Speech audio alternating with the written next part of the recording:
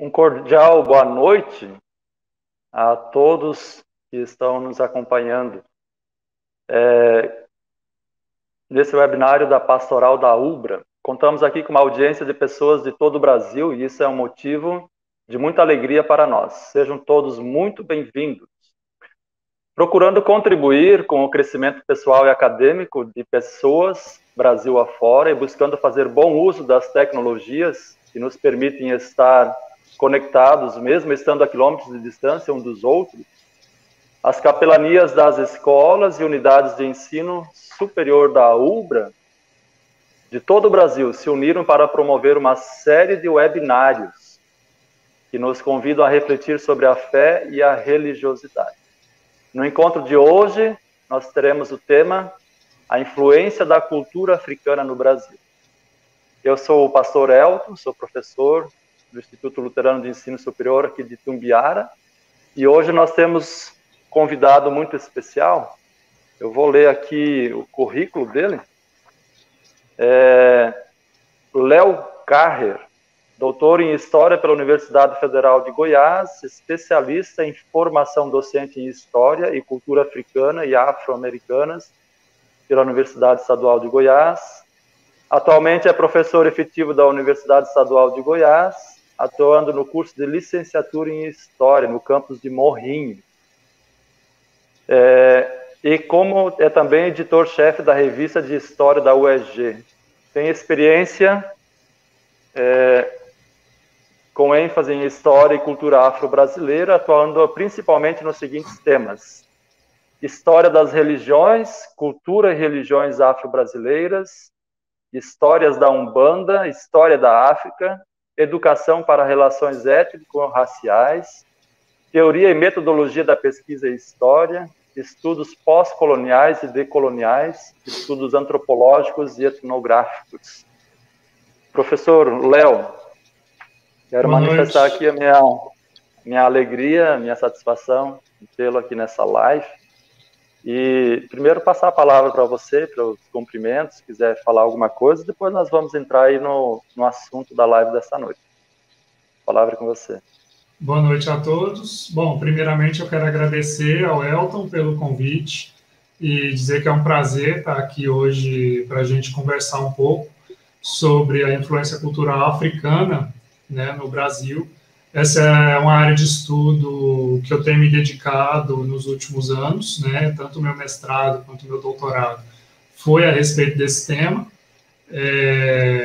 mais especificamente sobre as religiosidades afro-brasileiras, né, mas nós vamos falar aqui hoje, além desses assuntos das religiosidades, mas também de outros elementos, né, da influência cultural africana na cultura brasileira, que hoje faz parte, né, da cultura brasileira. Muito bem. Pelo título, pela conversa, explicação e introdução do professor, nós percebemos já que o tema é muito relevante, importante e nós temos um assunto muito bom para essa noite. Eu vou falar um pouquinho da UBRA, professor Léo. A UBRA é uma instituição confessional, e aí eu vou falar alguma coisa sobre isso. Então, a vivência da confessionalidade tem compromisso com o princípio da alteridade. Isso significa que reconhecemos a diversidade religiosa que caracteriza nosso corpo técnico-administrativo, docente e discente. E, enquanto instituição, respeitamos cada pessoa como sendo uma pessoa dotada de um valor intrínseco, né? Do ponto de vista teológico, confessional luterano, todos somos indivíduos imperfeitos. Espera-se, sim, a busca constante do que é correto e justo. Nisso está posto o desafio de cada colaborador da instituição. A responsabilidade pelo compromisso da congruência atitudinal, alinhada com os valores e princípios cristãos de amor, justiça, honestidade e transparência que precisam ser buscados, né, com sabedoria e humildade. Como uma instituição também de ensino, nós temos o compromisso com a ciência, com a academia. Reconhecemos a história, a importância da análise crítica da sociedade, dos fenômenos sociais, da vida das pessoas, né? Nessa perspectiva da revelação natural, prima pela excelência acadêmica, comprometendo-se com a ciência e sua complexidade. com a sua riqueza e abrangência, aplicando-a em seus projetos educacionais e consequentes processos de aprendizagem. É muito importante nós termos esse debate, né? A importância, só nós olharmos para a história do Brasil, né? Como nós percebemos a influência, a presença, né, do povo africano, da sua descendentes, né? E olhando rapidamente, nós lembramos aqui que o país, ao contrário do que alguns pensavam, não é uma cultura homogênea, né, professor? Né? Nós vivemos num país multicultural. Né? Se olharmos aí na história do colonialismo, já teve o povo indígena, africano, os portugueses, avançando na história aí, quando vem a coroa portuguesa, depois a abertura dos portos, vem vários imigrantes, né? Então, aí a nossa cultura tem esse aspecto pluralista. Falando mais um pouquinho aí sobre a Elbra possui o claro entendimento de que há uma significativa distinção epistemológica entre o conhecimento advindo da ciência e daqueles advindo da fé. Essa diferença se aplica não só aos modos de conhecer o mundo e o ser humano, como também aos critérios de verificação de cada um dos conhecimentos. E tal compreensão é imperiosa e necessária para problematizarmos esses dois conceitos numa mesma esfera de discussão dentro do campo acadêmico. Né? Professor, eu vou passar a palavra a você. Tenho certeza que você tem uma contribuição muito grande para todos nós. E à medida que nós formos avançando, também convidar já as pessoas que estão participando conosco a fazerem os seus comentários, né? E nós vamos dar um tempo aí para olharmos aí os comentários que todos fizerem, certo? A palavra é com você. Bom, obrigado, Elton. Eu vou compartilhar aqui um slide, né, que eu fiz para que a gente possa se organizar melhor e eu possa organizar melhor as ideias, né? O título da fala ficou, então, a influência da cultura africana no Brasil, né? E esse tema ele é extremamente importante porque a cultura africana, né, a partir da chegada, né, dos africanos escravizados, né, a partir do século XVI, XVII, nós já temos a presença de escravizados africanos no Brasil, e aos poucos eles começam a desenvolver, né, aqui as suas práticas culturais, né? Então, a partir do século XVII, XVIII, essas práticas culturais começam a se desenvolver, começam a aparecer, né, no Brasil, principalmente nas regiões onde haviam mais escravos, inicialmente no Salvador, na Bahia, né? Mas também em Minas Gerais nós temos uma grande quantidade, e mais no final, a partir do século XVIII e XIX, também a presença de muitos escravizados no Rio de Janeiro. Então, principalmente esses três estados, serão os estados que terão uma maior presença mais maciça, né, de influência cultural africana, né? E uma coisa que é importante a gente destacar é que a cultura negra, né, a cultura africana que se desenvolve, ela vai ser assimilada, né, à própria identidade nacional brasileira a partir do século XX, né? Então, a gente começa essa discussão principalmente a partir dessa questão da identidade nacional. A partir da década de 30 e 40, né, quando Vargas começa a propor, começa a tentar pensar, né, tentar introjetar essa ideia de identidade nacional brasileira, né, ali a partir dos símbolos nacionais, bandeira do Brasil, hino nacional e tudo mais, essa questão do patriotismo, buscava-se algo que fosse próprio, que fosse típico, né, que representasse a cultura brasileira. Né? É ali que nasce, é nesse período que nasce o mito das três raças, né? Ou seja, aquela ideia de que o Brasil foi formado a partir da junção das matrizes, né, culturais europeia, branca, indígena, né, que seriam os nativos da terra, que viviam antes da chegada dos portugueses, e também do negro, né? Então, essa ideia do mito, né, das três raças, ele vai impulsionar com que os intelectuais, também os políticos da época, procurassem elementos culturais que representassem essas três raças, né?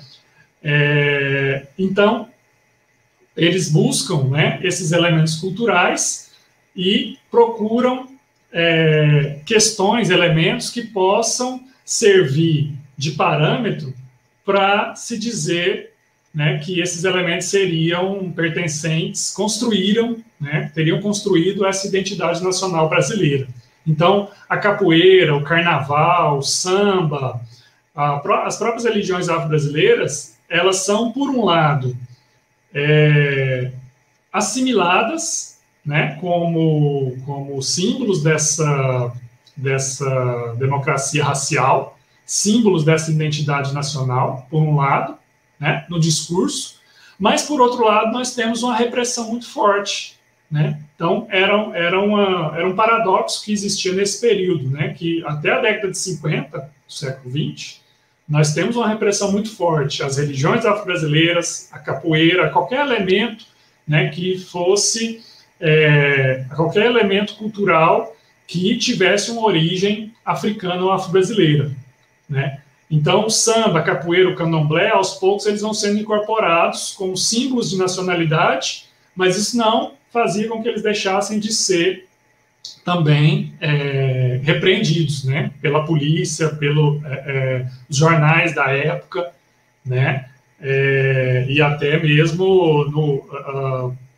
em forma de lei, né, a partir da política, né. No Código, uma questão, por exemplo, que a gente pode levantar é que, apesar de nós termos uma Constituição republicana que dizia que a gente tinha a liberdade de culto, né, mas no Código, quando você ia para o Código Criminal, você tinha itens lá no Código que criminalizavam, né, religiosidades afro-brasileiras, como, por exemplo, principalmente as religiões, a Umbanda, o Candomblé e até mesmo o Espiritismo entrava, né, nessa repressão.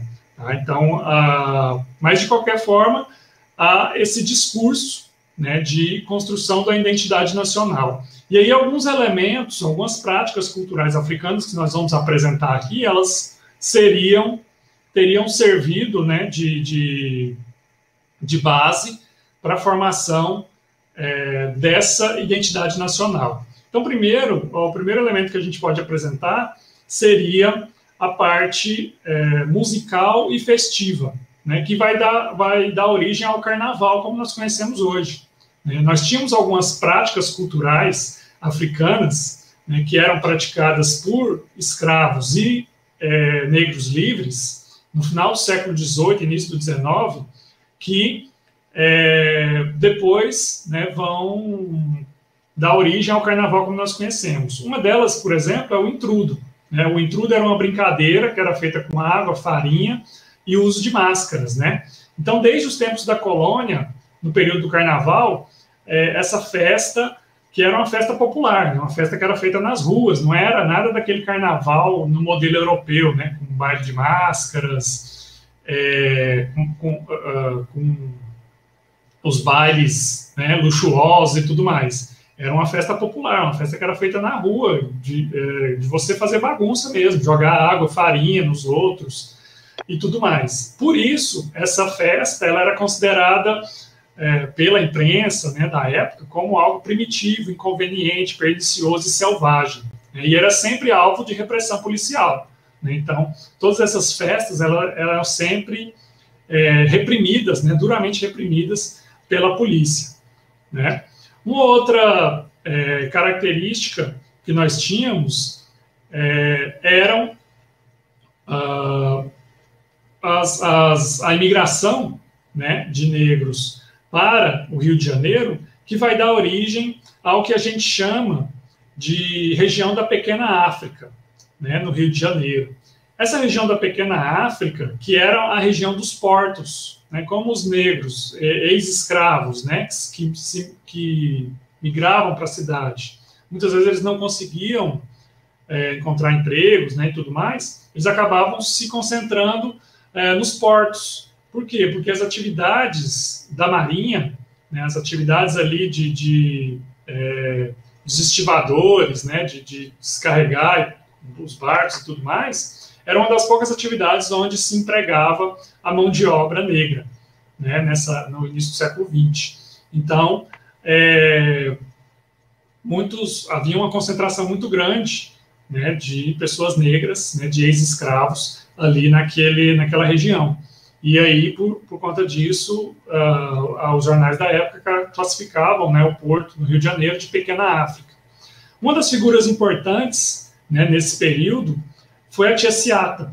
Né? A tia Ciata era uma doceira que trabalhava vendendo doces nas ruas e ela trabalhava vestida de baiana, né, ou seja, com aqueles trajes típicos do candomblé, né, que é o turbante, saia rodada, pano da costa, pulseira e os fios de contas, né, dos seus orixás. Então, ela trabalhava vestida naquele traje que ficou, né, tradicional, como sendo considerado o traje da baiana, mas que, na verdade, é um traje típico do candomblé, da religião afro-brasileira que se desenvolve, né, principalmente na Bahia, em Salvador, mas também no Maranhão e em outras regiões. A gente vai falar mais para frente um pouco mais sobre essa religião. Bom, esses trajes da baiana, elas começam a fazer tanto sucesso que ela começa a alugar, né, esse traje para fora da comunidade. E ele começou a ser apropriado por outras sociedades carnavalescas, né? Outras sociedades, outras festas de carnaval começam a se apropriar desse traje da baiana, né, e começam a ostentá-lo, principalmente nos desfiles do Rei Momo, né, que era uma festa onde você coroava, né, o rei Momo, o rei da festa. Né, e aos poucos esse traje de baiana, né, que a tia Ciata usava para vender os seus doces, né, ele começa a se popularizar. E é exatamente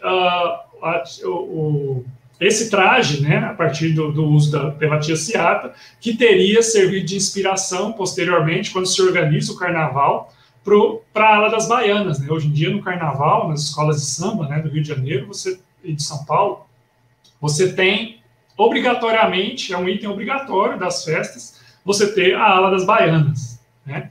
Então, a origem dessa ala das baianas é exatamente com a tia Ciata, né, no início do século XX.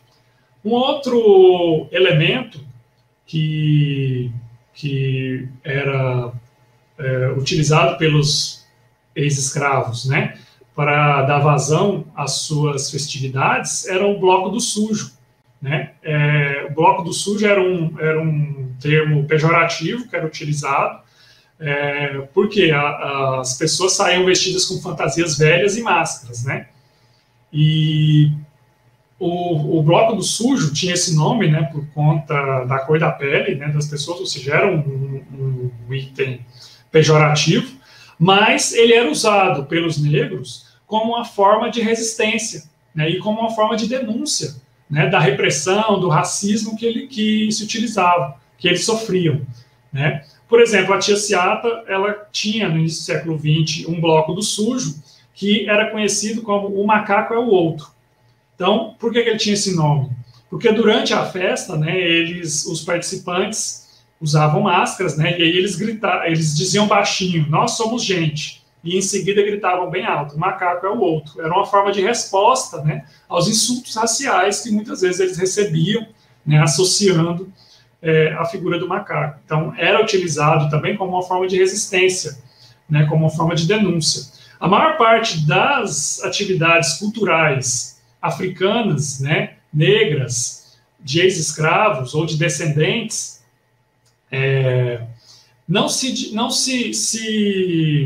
distanciava do caráter político. Né? Então, eles estavam sempre associados. Por exemplo, quando a gente estuda, né, a história do movimento negro, e aí você estuda, por exemplo, o teatro municipal, o Teatro do Negro, né, do Abdias do Nascimento, ele também tinha esse lado, esse caráter político, né, de militância.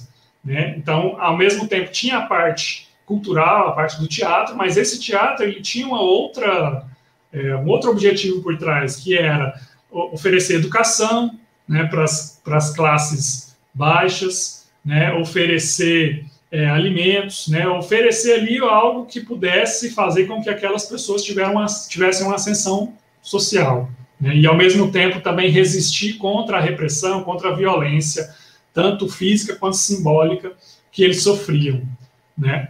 Na Bahia, a gente tinha a existência dos cordões e dos batuques, né, que eram também festas que eram realizadas com música, né? Uma característica sempre das influências culturais africanas é a música, né? A música, os instrumentos musicais, os batuques, né? Eles estão sempre presentes em toda atividade cultural de origem africana, né? Na maioria das vezes, esses instrumentos musicais, esses elementos estão presentes, né? Então, esses cordões e esses batuques, eles eram festas, né? Aconteciam desfiles, né, de sociedades organizadas, né? As pessoas dançavam e cantavam músicas, principalmente músicas vindas dos terreiros de candomblé, né? E nos estandartes que eles carregavam eram exibidas mensagens como o Tumabá da África, né? Ou ideal africano. Então havia havia a veiculação de mensagens, né? Mensagens vinculadas a uma resistência, né, a um ideal africano e tudo isso, tá? Então, esses cordões e batuques também eles vão servir, né, de base para a própria organização, né, do carnaval. E a partir da década de 30, né, nós temos no Rio o surgimento das primeiras escolas de samba, né, que no início eram agremiações com fins festivos e assistenciais, mas que aos poucos vão conquistar espaço na indústria do entretenimento, celebrando temas nacionais. Então, as escolas de samba, elas surgem a partir da década de 30, no Rio de Janeiro, né, e eram agremiações pequenas, né, agremiações que procuravam ali fazer as suas festas, os seus bailes, né, a maioria delas vindas de comunidades, né, vindas organizadas em áreas periféricas, né, da cidade do Rio de Janeiro, e que começam a fazer ali essa celebração, né, de temas nacionais. E nós temos aí, a partir dessas escolas de samba, a organização do carnaval, como nós conhecemos hoje, né. A partir da década de 30, o carnaval será eleito, né, essas escolas de samba vão ser oficializadas, né, como as principais atrações do Carnaval Carioca, e a partir de 1932, cada agremiação teria que fazer o seu desfile, né, então caberia a elas a escolha de um tema, né, a escolha do enredo, né, que elas fariam, ou seja, uma história, um tema, né, para fazer o desfile, e elas concorreriam, né, a subvenções e prêmios pagos pela prefeitura. Então, é em 1932 que começa esse modelo de carnaval que nós temos hoje. E uma questão interessante, voltando à questão da identidade nacional, é que essa festa, por que é em 1932 que o carnaval é eleito, né, essa festa nacional? Porque exatamente a partir da década de 30 a gente volta àquela discussão, né, da busca pelo estabelecimento de uma identidade nacional. Então, a busca de elementos, de culturas, né, de festas, enfim, que servissem para identificar, né, para exemplificar uma cultura nacional, uma cultura brasileira, eminentemente brasileira. Então, aí entra o carnaval, né, como festa popular, né, a festa mais popular do país, vai ser oficializada, né, como nesse período, né, como símbolo da identidade nacional brasileira. Entra o futebol, né, também como esporte, né, principal. O samba, né, como ritmo original, né, do Brasil. Então, esses elementos que são elementos que provêm das culturas, né, africanas que se desenvolvem no Brasil, eles passam a ser eleitos, né, como símbolos da identidade nacional brasileira. Por outro lado, nós tínhamos... Sim. Eu só ia fazer um comentário. A tua fala até aqui, a gente percebe olhando para a história, por exemplo, de que mesmo com a Lei Áurea e a Constituição, né, com, vamos dizer assim, com a abolição da escravatura, com a liberdade, né, da Constituição, isso não resolveu os problemas, né, dos afrodescendentes no Brasil, né? E assim a gente pode perceber muito claramente, assim, na tua fala até aqui, de que muitas dessas expressões, através delas, percebe-se a luta por manter a sua cultura, a sua vida, a sua dignidade, os seus costumes, né?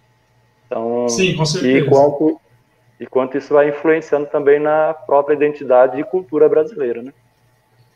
Sim, a questão da abolição, ela teria, né, quando se dá, né, a abolição da escravatura, a maior parte dos escravos já estavam em processo, né, de alforria. Mas não há um projeto, né, no Brasil de inserção desse ex-escravo, né, dessas populações negras, de uma inserção e de uma ascensão social, né, para elas. Então, o que acontece muitas vezes é que tem-se, né, por parte dessas populações, que buscar, né, alternativas de sobrevivência mesmo, né? Então, isso, por exemplo, no caso do Rio de Janeiro, né, no caso dos portos, lá da região da Pequena África, era o único lugar onde eles conseguiam ainda, né, buscar empregos, né, buscar uma forma de sustento, né? O movimento negro, a partir do século XX, ele procura muito auxiliar nessa parte. Então, há muitos projetos, há muitas lutas, né, por parte dos movimentos negros, dos vários, Teatro Experimentado Negro, né, o Movimento Negro Unificado, todos eles buscam exatamente essa inserção, né, exatamente essa ascensão, né, social do negro nesse período que não é feito quando se dá a transição da abolição, né. O caso das religiões afro-brasileiras é a mesma coisa, né. No século XX, nós já tínhamos religiões afro-brasileiras que estavam solidamente assentadas na sociedade brasileira. Os primeiros terreiros de candomblé, eles surgem no início do século XIX, né, em Salvador, né, na Bahia, e também no Maranhão, né, em São Luís. Então, esses primeiros terreiros de candomblé, quando eles surgem, né, eles surgem numa tentativa de reorganização por parte dos negros, a maioria já negros livres, né, ex-escravos ou descendentes, né, numa tentativa deles de organizar as suas práticas religiosas, né, de uma forma mais, digamos assim, constante do que existia até então. Porque o que existia até então, até o século XVIII? O que existia eram práticas afro-brasileiras de religiosidades bastante dispersas, né? Nós tínhamos os calundus, que eram práticas dispersas, que não tinham uma mesma ritualística, não tinham a mesma código doutrinal, nada, né? Eram para cada terreiro, digamos assim, né? Ou às vezes eram feiticeiros individuais que faziam essas práticas e eles não tinham uma mesma tradição, né, religiosa. Nós tínhamos, por exemplo... mencionou aí a questão que eles eram reprimidos ainda, né? De uma forma não tão explícita, né? Você citou aí a polícia, discriminação, às vezes, social, né? Então, era uma forma deles... E que é um tema atual, né? Que a gente precisa mudar e transformar a sociedade, né? Sim, com certeza. A repressão, ela faz parte dessa história de tudo que se refere aos elementos africanos no Brasil. A repressão sempre esteve presente, né? E hoje em dia nós temos o reflexo disso, né? Que tanto as culturas, né, africanas e principalmente as religiões afro-brasileiras, elas sofrem muito com essas repressões, né? Então isso vem desde esse período, né? Então, o candomblé na Bahia, né, a Umbanda no Rio de Janeiro, o Xangô no Recife, o Batuque em Porto Alegre e o tambor de mina, né, no Maranhão, eles já, no século XX, eles já estavam praticamente constituídos. A Umbanda ainda não, né? A Umbanda ela começa a se organizar a partir da década de 20, né, 1920, que a Umbanda começa a se organizar como religião. Mas o candomblé, o Xangô e as outras religiosidades, elas já estavam bem estabelecidas, né, no século XX. Então, essas religiões afro, elas serviam como matriz cultural para outras práticas culturais africanas. Por quê? Porque na prática africana, tudo está ligado à religiosidade, né? Na maioria das tradições africanas, e nas principais que vieram para o Brasil, como as tradições dos Yorubás, né, ou as tradições dos Bantus e dos Jejes, em todas essas tradições, a religião ela é extremamente importante na sociedade, porque é ela que dita a forma como aquela sociedade vai se organizar, né? Você não faz nada sem passar pela religião. Então, não se elegem líderes políticos, né? Não se praticam atividades econômicas como a caça, a pesca, a agricultura, o comércio ou outras práticas, sem que você esteja ligado à religiosidade, sem que você passe pela religiosidade. Então, também no Brasil isso vai se manter, né? As religiões afro, como a gente viu aí nos itens passados, sobre os carnavais, sobre os batuques, os cordões, sempre os temas eram oriundos da religiosidade, ou seja, do candomblé, né? E isso é algo que vai, digamos assim, manter essas culturas africanas, essas culturas afro-brasileiras,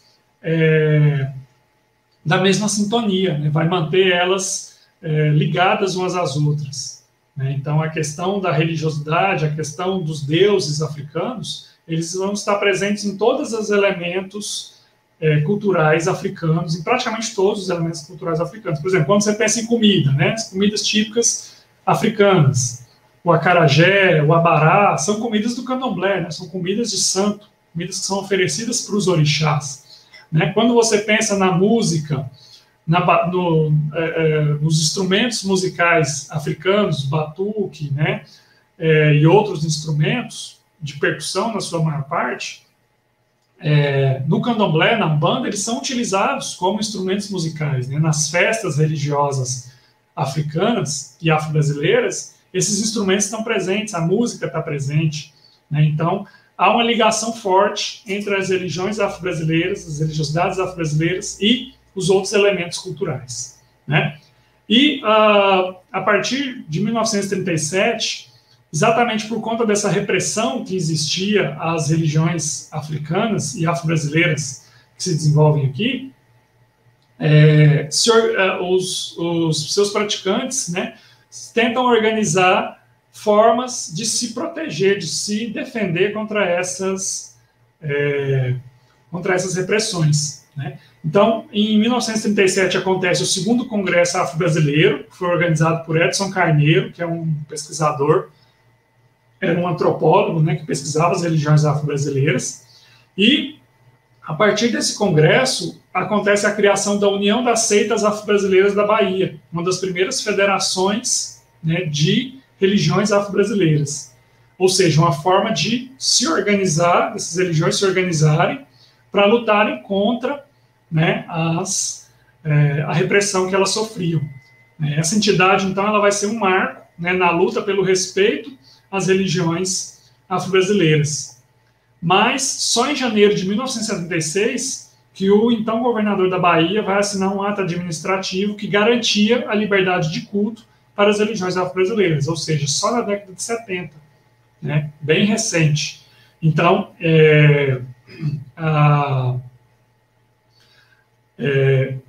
o declínio, né, da repressão às religiões afro, ela é recente, né? Até a década de 60, essas religiões ainda estavam sofrendo, oficialmente, que eu digo, né, de forma oficial, a partir da perseguição do Estado, a partir da perseguição da polícia, né, dos jornais e de outras religiosidades, como o catolicismo, né, que perseguiu as religiões afro-brasileiras até a década de 60, né, até o Concílio Vaticano II, já na década de 70, entre 60 e 70, que aí vem a muda de posição, né, e há uma maior abertura para essas outras religiões, para o respeito às religiões. Mas antes disso, né, a repressão ela acontecia de forma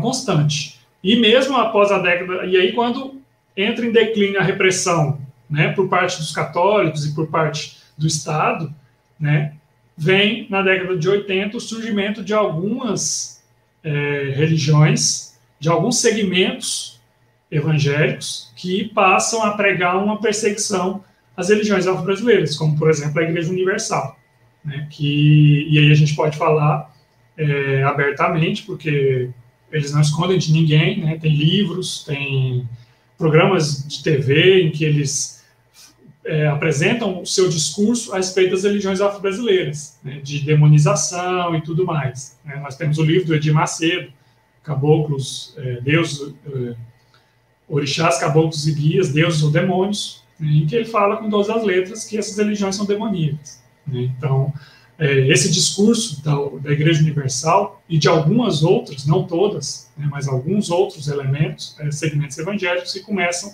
a essa perseguição. Então, isso é histórico. Né, essa perseguição ela é histórica. Né, e as federações religiosas elas eram justamente para se proteger, né, contra essas perseguições.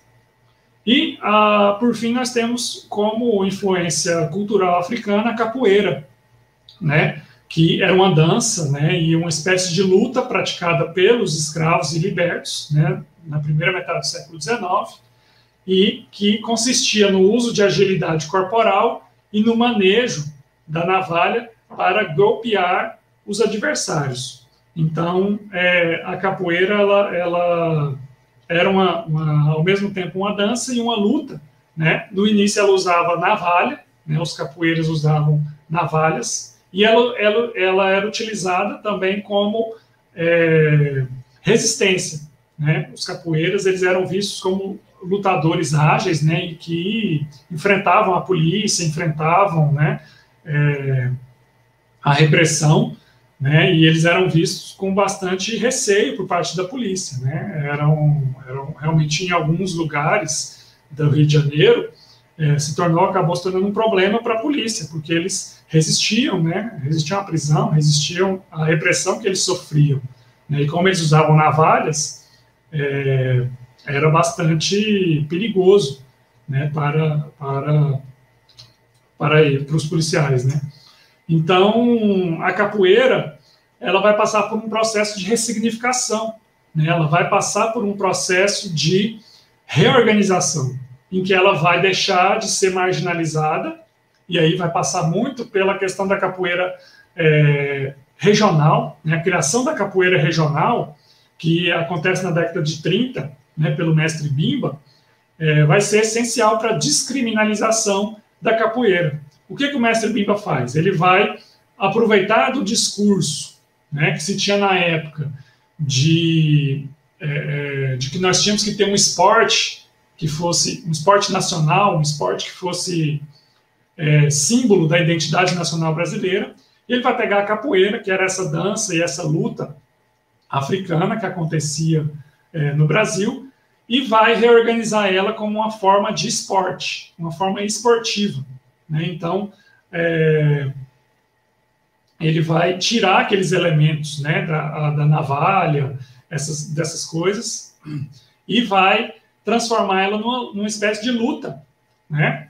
Mas com a ótica esportiva, ou seja, comparado aí ao karatê, ao jiu-jitsu, né, e outras práticas de lutas, né, esportivas. Então, a capoeira regional ela vai trazer essas mudanças e ela vai tentar destituir a capoeira do estigma da desordem, né, de luta dos valentões, né, e ela vai tentar institucionalizar a capoeira. E isso vai dar certo, né, ele vai conseguir fazer com que a capoeira seja descriminalizada, seja desmarginalizada, né, e e vai conseguir fazer com que ela tivesse um certo sucesso na época, né? Sem dissociar ela de suas raízes negras, mas ele vai incorporar golpes, né, das lutas marciais que faziam sucesso na época, principalmente o boxe, né, e o jiu-jitsu.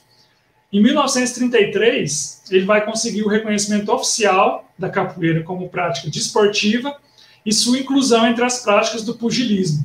Então, a capoeira, em 1933, ela passa a ser, né, ela passa a ser uma prática desportiva, né? E a partir da década de 30, né, surge a primeira academia de capoeira, né? Que, do mesmo modo como outras expressões culturais negras, pouco a pouco ela passava a ser vista como uma legítima manifestação da cultura brasileira. E, em 1937, ele ganha uma autorização para funcionamento da primeira academia de capoeira, né?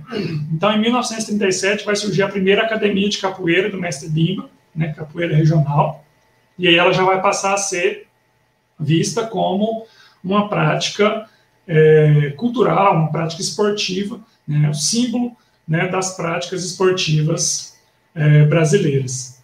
Então, esses são alguns, né, dos elementos culturais africanos que nós temos no Brasil, né? Depois vai surgir a capoeira Angola, né, que aí já é outro processo, né, que é uma capoeira que busca mais as raízes africanas, né, do que a capoeira regional, né, mas ambas vão conseguir aí, né, a descriminalização, né, da capoeira. Mas é preciso salientar que o reconhecimento social e a descriminalização da capoeira e do candomblé não significou o fim dos preconceitos e nem mesmo da perseguição policial.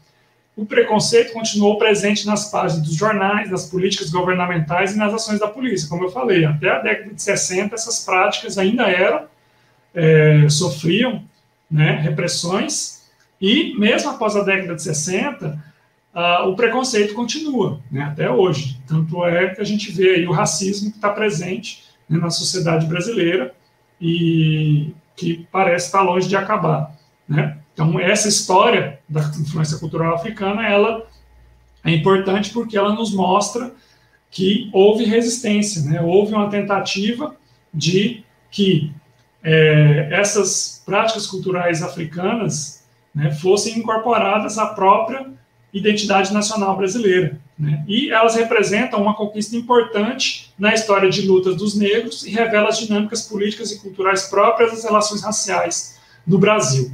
Então, mesmo com o preconceito hoje, a gente vê que a história da cultura e da influência cultural africana no Brasil, ela é uma história que hoje em dia já não é mais cultura africana nem cultura afro-brasileira, é cultura brasileira, né? A cultura brasileira, ela é formada em sua base por essas práticas culturais, né, africanas e afro-brasileiras.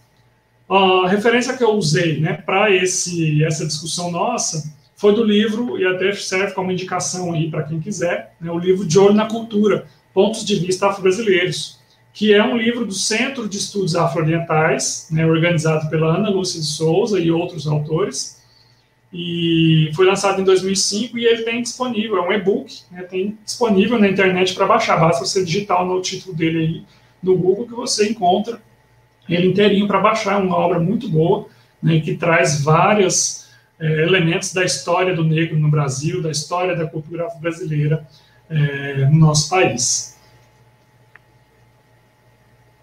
Ok. Professor Léo, vou comentar aqui um pouquinho os nossos participantes. Nós temos aqui a Ivanice Alves Paz, Volmir Carlos Oliveira, meu cunhado, um abraço para vocês, toda a família. Carla Rossi Oliveira, minha sobrinha, ela coloca aqui: uma vez na aula de artes, o trabalho era fazer uma máscara africana. Essa fala dela aí me faz pensar de que as leis estão mudando, tanto da BNCC nas escolas, do MEC nas universidades, né? Abordar essa questão cultural, né?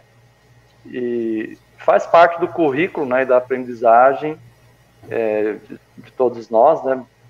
Para conhecermos e termos uma sociedade melhor, né? Para conviver e respeitar as diferenças. Perceber, como você disse aí, o quanto o africano, o negro faz parte da nossa história e da nossa cultura, né? O Volmir, ele comenta também o seguinte: professor, o senhor demonstrou que mesmo na teoria os elementos da cultura africana sendo colocados como ingredientes na construção dos símbolos nacionais, na prática a gestão pública procurava reprimi-la, né? Interessante o comentário aqui que o Volmir faz, né? E apareceu muito na sua fala. Você gostaria de comentar mais alguma coisa? É exatamente isso, né? De um lado, na teoria, né, se buscava uma romantização, né, da prática cultural, e não só do negro, né, do índio também. Né? A gente tem na própria literatura indigenista no Brasil, né, aquela figura do índio bom selvagem, né, do índio o índio guerreiro, né, e tudo mais. Então há uma romantização, uma tentativa de romantização do índio, né, como um elemento constituinte da cultura nacional. Mas isso fica só no discurso, né, porque nas políticas públicas, nas ações, né, públicas, você não tem políticas que procurem beneficiar os índios, né? Hoje em dia a gente está vendo isso. Nós temos aí, por parte do governo federal, uma tentativa de expropriar os indígenas do resto que lhes sobrou, né, de conquista nos últimos anos, que houve algumas conquistas, né, em relação à lei de terras, ao acesso a terras, a valorização cultural e tudo mais, mas ao longo de todo o século XX o índio foi expropriado, né, ele foi... as comunidades indígenas sofreram muito, né, para conseguir ali manter minimamente as suas tradições, né, culturais e religiosas. Então, tanto com o índio quanto com o negro foi a mesma coisa, né? Então é exatamente isso que o Volmir colocou, né, que ele percebeu bem na minha fala. Na teoria nós temos uma política de romantização, de tentativa de trazer esse elemento negro, esse elemento indígena para a cultura nacional, mas na prática a repressão, o preconceito, o racismo continuam, né? Então realmente é um paradoxo do século XX no Brasil em relação a essas culturas, né? Uhum. Tem aqui também um participante que está como título aí, História Online RV. A gente não sabe quem ele só diz show de bola a palestra. É o professor Robson ou o professor João Paulo. Não, é o professor Robson, né, que ele tem o canal História Online. Se não me engano, então, é dele. Um abraço, nosso Robson, colega lá de Morrinhos. Isso, ele esteve aqui comigo também numa live uns dias atrás. Nosso grande amigo, parceiro, meu professor também lá no mestrado, juntamente contigo. O Volmir comenta mais alguma coisa aqui.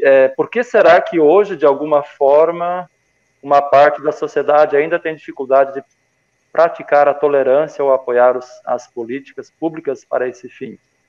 Quem teria responsabilidade para isso? Essa é uma questão complicada, né? Essa é uma questão bastante complexa, né? Entra aí vários elementos, né? Em primeiro, um elemento discursivo, né? Que está construído historicamente. Isso tudo que eu falei, né, ele vem de uma construção discursiva, né, naquilo que o Foucault coloca, né, como o discurso sendo aquelas falas que estão sempre sendo evocadas na nossa sociedade e que servem para formar práticas. Né? O discurso, ele dá origem a práticas, né? Então, por exemplo, quando você tem aí o discurso de demonização das religiões afro-brasileiras, né? Esse discurso, ele leva à prática, que é a prática do preconceito, a prática da discriminação, a prática dos ataques, né, a essas religiões.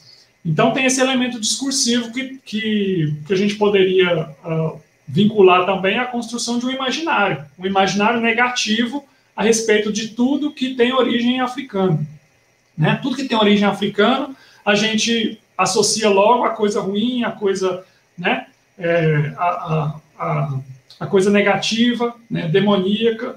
Né? Na minha tese, por exemplo, eu analisei a história de um orixá chamado Exu. né? Você pode perguntar para qualquer pessoa. O que é a primeira coisa que você vê na sua cabeça quando se fala em Exu? A pessoa vai falar de demônio, vai falar de coisas ruins, de coisas negativas. Por quê? Porque é um discurso histórico construído, e aí eu pesquiso isso desde o século XVIII, como que isso foi construído, desde os dos primeiros viajantes europeus que passam pela África, eles começam a construir esse discurso, a associar essas religiões com o demônio, a associar essas religiões com ideias negativas. Então há essa questão discursiva, né? E aí isso já está, digamos assim, construído no imaginário, né, da nossa sociedade.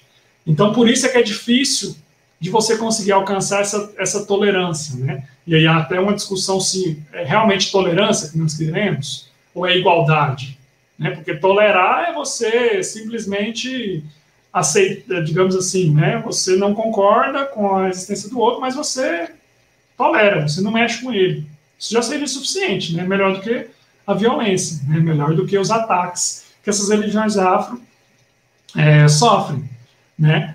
E o poder público ele tem sim uma responsabilidade muito grande nisso, né? O poder público ele tem condições de colocar políticas públicas, como o Romir falou, que busquem pelo menos dirimir, né? Pelo menos minimizar essa intolerância, né? Nos últimos anos nós temos visto algumas tentativas disso, né? E aí a gente pode citar a própria Lei 10.639 de 2003, que torna obrigatório o ensino desses conteúdos, né? Cultura afro-brasileira, história do negro no Brasil, história da África, nos currículos escolares. Isso é um ganho, apesar de não ser cumprido, mas isso trouxe, não ser cumprido tão, né, de forma como nós gostaríamos, mas isso trouxe uma visibilidade maior para esses conteúdos, trouxe a existência, por exemplo, de cursos, né? Eu mesmo entrei para essas discussões por conta desses cursos. Na época, quando eu me formei, em 2005,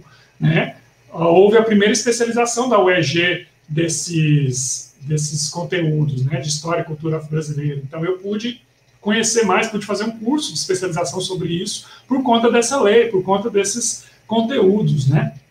Então, é bastante complicado. Eu acho que o poder público tem, sim, né, responsabilidade e tem condições de fazer isso. Se nós tivéssemos governantes aí realmente interessados em fazer essa discussão, nos últimos anos nós tivemos alguns avanços, né, por parte do movimento negro, política de cotas, enfim, pode-se concordar ou não, né, mas é importante para dirimir essas questões, né, e para trazer o debate também, mesmo que seja polêmico, mesmo que muita gente não concorde, mas pelo menos traz o debate, né, a respeito disso. Tá, você não concorda, mas por quê? Vamos debater então, vamos discutir. É importante a gente estar conversando também sobre esses conteúdos, né? E esse momento está sendo muito oportuno para isso, né, professor? Aqui estão debatendo. Com certeza. Algumas pessoas estão acompanhando a gente, tenho certeza que muitos vão assistir depois, né? Eu tenho ministro uma disciplina de cultura religiosa aqui na UBRA e a gente discorre sobre as várias religiões, né? E com certeza essa compreensão, esse olhar, né? Ele é muito importante para nós, através do conhecimento, né? Ter um caminho aí também para uma sociedade, uma construção de uma sociedade melhor, né? E menos intolerância, né? Você citou aí a questão da educação, né? A gente pode até citar que também nessa relação para haver menos discriminação, a questão das leis, né? Tornando crime o racismo, né? Também é uma medida aí que pode favorecer, né, a questão da igualdade social. Tem mais comentários aqui. A Carla diz o seguinte: acha que o extremo nacionalismo, juntamente com o etnocentrismo, muitas vezes da cultura europeia, pode ter atrapalhado o multiculturalismo na questão da cultura africana. Eu até esses dias conversando com uma pessoa, aí se referindo a uma cultura, vamos dizer assim, étnica diferente da dela, ela citou outra como sem cultura, né? Eu acho que isso também é uma agressão, né? como se a minha cultura fosse superior ou melhor e os outros sem cultura, né? E como cultura fosse algo que, assim, alguns têm, outros não têm, né? Como se fosse possível isso, né? É uma noção bem particular de cultura, mas é a noção do senso comum, né, que as pessoas têm sobre cultura, né? Cultura como algo elitizado, como algo que denota a sua, digamos assim, né, como eles gostam de falar, a sua estirpe, né, a sua história, né, de vida, um status, isso, essa é a palavra que eu estava buscando, né, denota um status, né, então a cultura, e aí entra muito no que a Carla está falando, né, a cultura europeia vista como algo superior, né, e isso perpassa até, é complicado a gente falar, porque isso perpassa até pela construção da própria ciência, né, a ciência histórica, por exemplo, né, a gente estuda, basicamente o nosso currículo de história, ele é europeu. Né? Nós estudamos antiguidade, história medieval, né? Durante muito tempo nós ficamos ali estudando só a Europa, né? Até chegar moderna, contemporânea. No máximo você tem ali, né, história da América, do Brasil, porque não tem jeito de estar aqui, né? Mas história da África, por exemplo, só recentemente foi colocado nos currículos. Né? Então, o currículo nosso ainda é muito europeizado. Né? Então, a própria noção de ciência, e entre outras questões, né? Dessa valorização da cultura europeia, e eu acho que sim, a Carla tem razão, atrapalhou bastante, né, essa questão do multiculturalismo. E outra questão que atrapalhou também foi esse discurso da democracia racial, né, esse discurso de tentativa de escamotear o racismo, de dizer que nós somos um país multicultural, mas assim, isso era um multiculturalismo só no discurso, né, não era efetivo. Por quê? Porque o negro não era reconhecido, né, socialmente.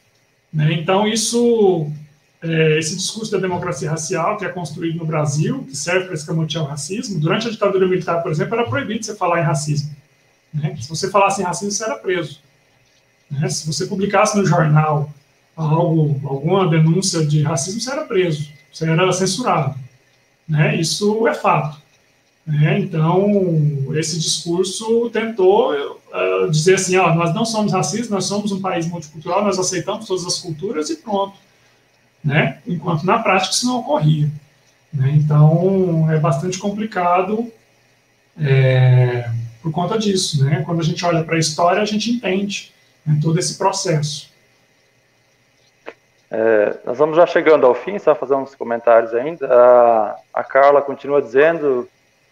Sim, estimular a comemoração de festas da colonização africana também nas escolas e nas ruas, em vez de só comemorar a colonização europeia. Pode ajudar. Ela, de certa forma, já respondeu aí, né, professor Lemos? Aí nós só lembrar também o 20 de novembro, né, o Dia da Consciência Negra. E que bom que está, conforme as leis, as escolas, as instituições de ensino, tanto de base ou superior, estão levando a sério essa questão, né, incluindo no seu currículo. O professor Robson diz aqui, professor Léo, como você associaria o movimento Vidas Negras Importam a esse contexto de fragilização do Estado laico e a tolerância religiosa no contexto dos governos atuais? Essa é uma boa questão e bem atual, né, e bem complexo. É algo que ainda não está totalmente digerido, né, pela academia, porque é algo que nós estamos vivendo agora. Né? Na revista de História, por exemplo, né, que eu editoro, nós temos recebido alguns artigos que tentam analisar, e eu fico bastante feliz, né, que tentam analisar esse momento, né, histórico, a partir do movimento, né, Vidas Negras Importam, Black Lives Matter, né, originalmente do inglês, que é aquele movimento, né, que, para quem não está lembrando, é aquele movimento que surge, né, nos Estados Unidos, né, a partir da morte de pessoas negras, né, e que recentemente voltou à tona. Ele não surgiu agora, mas ele voltou à tona agora por conta do caso do George Floyd, né, que foi morto por um policial branco, mas ele surge em outros casos de policiais brancos que tinham matado pessoas negras, né? E Esse contexto que nós vivemos hoje, né, tanto nos Estados Unidos, e é interessante, porque tanto nos Estados Unidos quanto no Brasil nós vemos o mesmo contexto, que é o qual? Que é o quê? Que é o recrudescimento de uma extrema-direita, né, de um discurso de extrema-direita que busca resgatar esses valores, né, de patriotismo, de conservadorismo, e que acha que essas questões, por exemplo, de negros, isso é tudo besteira, isso é tudo bobagem, né, discutir essas questões, né, que busca aquele mesmo discurso que se tinha na ditadura, de que não existe racismo e tudo mais, né? E, como o Ralph falou, né, fragilização do Estado laico, o Estado vinculado também muito a um conservadorismo religioso, né, por parte de alguns segmentos, né, religiosos. Então, todo esse contexto, tanto nos Estados Unidos como no Brasil, a partir de seus dois governantes, né, do governo federal, que ocupam a posição de chefes de Estado, eles trazem de volta esses discursos com força total, porque eles são representantes desses discursos.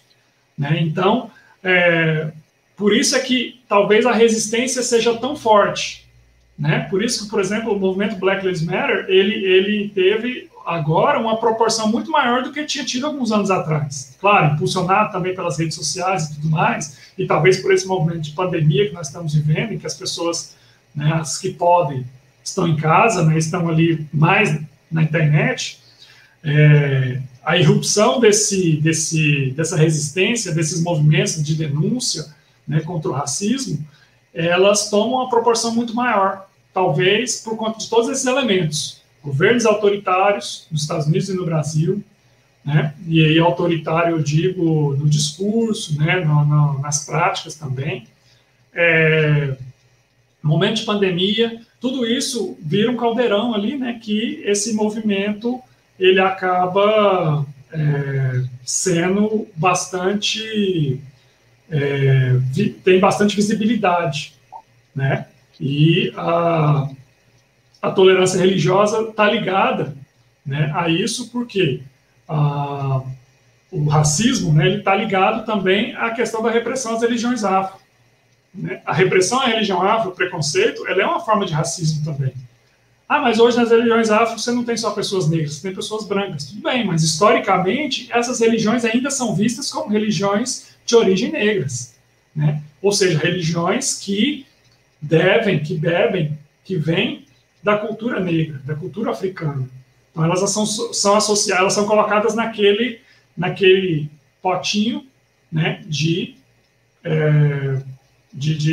como se diz, né, no linguajar popular, coisas de negro. Então, as coisas de negro, né, eu tenho que descartar, eu tenho que combater, eu tenho preconceito com elas, eu tenho tudo que se relaciona, né, historicamente à África, né, a influência africana no Brasil. Né? Então, a gente não sabe onde que isso vai dar, né, onde que esse movimento vai dar, mas é bastante importante, é bastante relevante que esteja acontecendo isso agora e que as sociedades estejam cada vez mais buscando discutir, buscando debater, buscando formas de resistir, forma de resistência a esses governos autoritários, né, que levam a essa fragilização, né, do Estado laico e a um recrudescimento da intolerância, né, um aumento dessa intolerância em todos os níveis. Né? Nós temos visto aí cada vez mais terreiros sendo incendiados, pessoas sendo apedrejadas, né? Então, infelizmente, isso está tomando níveis, né, alarmantes, mas, por outro lado, nós temos, né, ainda uma resistência como desses movimentos, né, Vidas Negras Não Importam e outros que a gente espera que surjam ainda. Né? Professor, tem mais uma boa noite aqui da Rose Noronha, né? Então a gente agradece aí a presença dos nossos participantes. Durante a tua fala também me fez pensar de que, conforme algumas leituras que eu tenho feito, de que a cultura afro-brasileira, em alguns momentos, ela consegue espaço na sociedade pelo viés da cultura, né? Às vezes, por outro caminho, também encontra resistência, né? Às vezes é um caminho aí que ela encontra, né, para estar mais presente na sociedade. Mas por trás de tudo isso aí que você abordou, também tem o aspecto, como eu disse, que eu leciono uma disciplina de cultura religiosa, né? Tem também, a gente poderia fazer um debate ainda muito grande a respeito da própria religião em si, também africana, né? E como, de certa forma, você já abordou bastante. Professor, a gente vai dirigindo aqui para o final, né? Nós tínhamos pensado em uns 40, 50 minutos, já estamos 1h10, né? Parece que a hora voa, né? E o assunto está bom. Eu quero agradecer a presença de todos, a sua participação também, professor Léo. E esse diálogo interreligioso, né? Ele também é importante, né? Como eu disse, a UBRA tem esse aspecto confessional, uma certa raiz cristã, né? E dá testemunho da sua fé, mas sempre com muita tolerância, respeito, liberdade, né? Reconhecimento. E a UBRA também, por ser uma academia, também aborda essa questão como ciência, né? Para trazer conhecimento e, a partir do conhecimento, mais tolerância, respeito, construir uma sociedade melhor à nossa volta, né? Esses dias eu assisti um vídeo falando sobre racismo, né? Era um árbitro, ele falando do racismo que ele sofreu, e aí tem um debate todo. Eu achei uma fala muito interessante, que ele diz, alguns aspectos da história do passado, vamos dizer assim, nós não somos culpados, porque nós vivemos na contemporaneidade agora, né? Nós não estávamos presentes na história naquele momento, né? Então, talvez a gente não seja culpado hoje por fatos passados, né? Mas, como seres sociais que nós somos responsáveis pela sociedade de agora e a construção dela daqui para frente, né? Então, essa sua contribuição é muito importante para todos nós, né? Para que nós possamos construir, então, como eu disse aí, uma sociedade com mais tolerância, respeito, conhecimento, e cada um possa viver a sua liberdade, mas respeitando a do outro também, né? Eu só quero citar um versículo bíblico, né? Que, infelizmente, também algumas pessoas encontram na Bíblia razões para citar o racismo, né? E às vezes pode ser uma interpretação equivocada também, né? Eu vou só citar um versículo do apóstolo Paulo, em Gálatas 3:28, ele diz: desse modo não existe diferença entre judeus e não judeus, entre escravos e pessoas livres, entre homens e mulheres. Todos vocês são um só, por estarem unidos com Cristo Jesus, né? A mensagem bíblica em Cristo, ela é de amor, respeito, carinho, tolerância, né? Você gostaria de dizer uma palavra final aí, professor Léo? Que bom seria se todos os segmentos religiosos seguissem essas palavras, né? Porque nós temos visto, como você mesmo falou, o uso, né, da religião e da palavra bíblica como forma de, né, trazer esses elementos, né, ainda de reforçar, né, essa intolerância, quando nós temos várias outras passagens, né, que dizem exatamente o contrário, né? Para encerrar, eu quero só agradecer o espaço, agradecer a você, Elton, pelo convite, pela confiança, agradecer à UBRA, né, pela oportunidade, pelo espaço, né, da gente discutir essas questões, mandar um abraço e agradecer a todos os participantes, né, cada um que se interessou, que se dispôs a me ouvir aí, né, e até a participar. Então, acho que isso é muito importante para a gente, né? A gente fica muito feliz de ver, né, que tem várias pessoas aí interessadas ainda nessas questões, nessas temáticas, né? E fica aí aberto, né, ao debate, né, para em outras oportunidades quem quiser entrar em contato, né, basta pesquisar meu nome aí nas redes sociais, tem meus contatos, né, e-mail e tudo, né, e eu estou aberto aí, né, receber sugestões, dúvidas, tá? Podem ficar à vontade. Um abraço a todos, boa noite. Certo. Pessoal, então essa foi uma live da Pastoral da UBRA. Nós tivemos o prazer hoje de ter aqui conosco o professor Léo Carrer, né? É assim que pronuncia? Sim. E o senhor pode ter a certeza que essa live vai ser vista também por muitas outras pessoas, ela vai estar disponível aí, disponibilize para o senhor e para os nossos colegas, quem quiser assistir. A gente vai continuar nesse diálogo. Então tenham todos uma boa noite, obrigado pela companhia, continue acessando aí as lives da Pastoral da UBRA. Fique com Deus, um abraço Se tiver que sair, tome os cuidados, lembre, né, do nosso período de pandemia, de isolamento, dos cuidados. Nós precisamos cuidar da nossa vida e do outro também, né? Não é só a nossa, a gente também tem que fazer o possível para cuidar a do outro. Certo? Até mais, uma boa noite, um grande abraço.